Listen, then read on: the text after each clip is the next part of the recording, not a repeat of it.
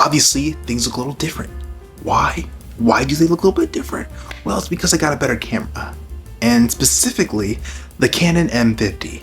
The Canon M50 is regarded as a budget cinema camera, and I decided, since I'm going to be doing filmmaking as a career and I want to do cinematography right off the bat out of college, why not just jump right in and buy a camera? Well, it turns out it's not that simple. So now I'm back, a little bit more polished. So yeah, buying a camera is not easy. Okay, you need a mic, but you don't want to get a mic that's too expensive, so you buy a Takstar.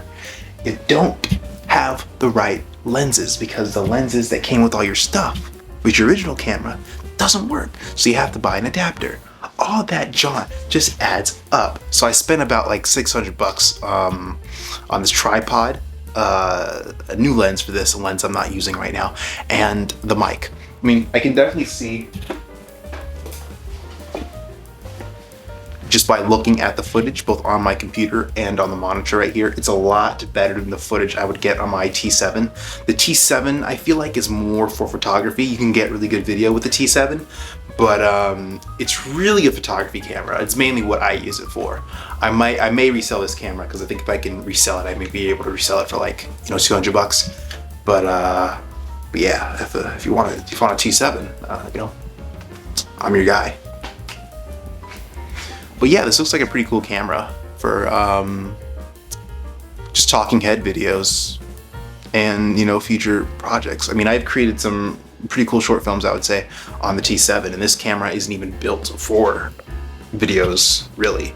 It can take videos, but it doesn't have any audio ports. It isn't really optimized for videos the same way that the M50 is. The M50 is, of course, made for vloggers, but with a few enhancements and adaptations with equipment and software, it can be built for cinema. Okay, cool, we're in a different location now. Yeah, I'm pretty much just proving the capabilities of this camera both to you and to myself. But yeah, this is the Canon M50 in a pretty well lit environment, I would say, for my face anyway. There's a big panoramic window like right there, and it's lighting up my face a lot, so that's pretty good. It makes this a good place to film. As opposed to my room with that ugly tungsten light, this is more daylight. The lens I'm using right now is a Canon zoom lens, 18 to 55 millimeter. It was a kit lens with my T7. It works out pretty well. There is some distortion. I don't know if you can see it, but there is some curvage back there. So there is a little bit distortion, but lenses are insanely expensive. This is a 50 millimeter lens.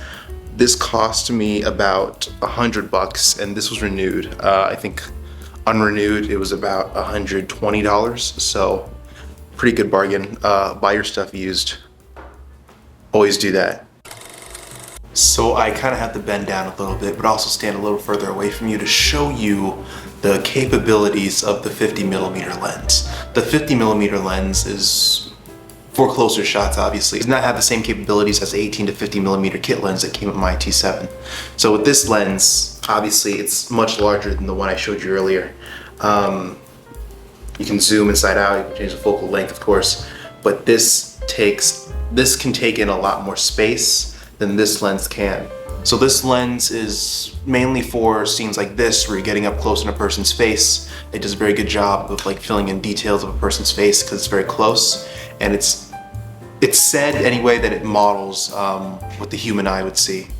And that's why a lot of photographers use this lens as well when doing portraits, and also just doing scenes when you have to do portraits of people. So it's very good for that, and I got it mainly because it was recommended for me. I'm not an expert on lenses, even though I'm making a video about one, but I definitely like the result, and I can see the clear difference between that and my kit lens. So that was a 50 millimeter lens. Big difference, right? I mean, it's pretty drastic when I saw it the first time, because I bought my T7 about a little bit before the pandemic, so I think late 2020 and mid 2020, and all I really did was nature photography.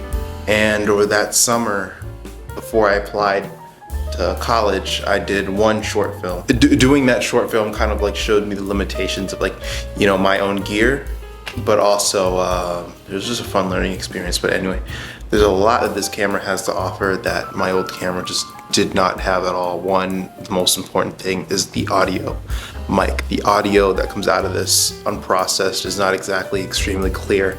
It picks up a lot of background noise, but it's stuff I can easily edit out, and it sounds really good in my editing room. And you know, just when I add more cameras to this, because I got a Takstar mic. A Takstar is a fairly inexpensive microphone. It gets you about $31 on Amazon, so very inexpensive. And I was gonna replace it with a Deity Duo at some point over the summer or during the spring semester. So yeah, we'll see how this goes. I hope you enjoyed this video and my experience with the Canon M50.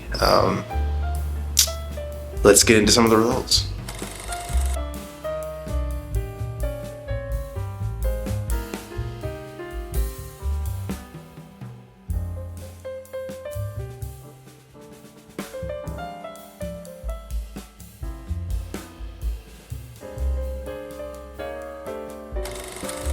So yeah, that's about it in terms of test footage. I kind of want to get this video out quickly, so I'm not going to do a whole lot of test footage. That's kind of it. I'm really hoping to create more stuff with this camera soon, and I really hope you guys enjoyed this video. Peace.